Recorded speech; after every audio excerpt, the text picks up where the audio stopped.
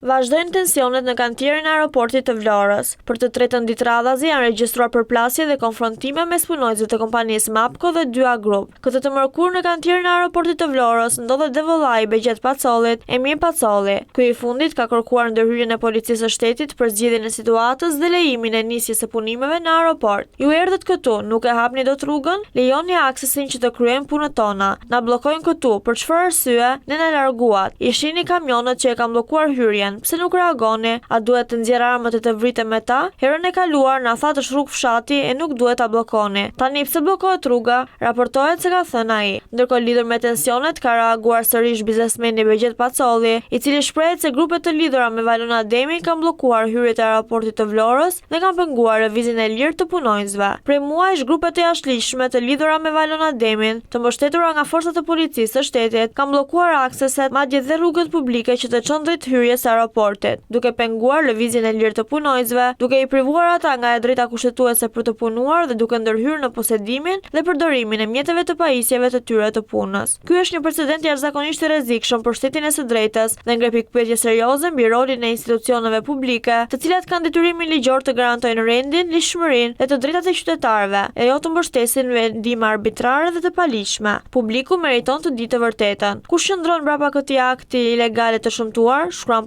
Pacolli. Më tej, Pacolli i bëri thirrje SPAK-ut dhe institucioneve kompetente të nisin hetimin për këtë situatë, pasi sipas Pacollit, kjo është një çështje e sundimit të ligjit, e sigurisë juridike, e funksionimit të institucioneve shtetërore dhe e mbrojtjes së interesit publik.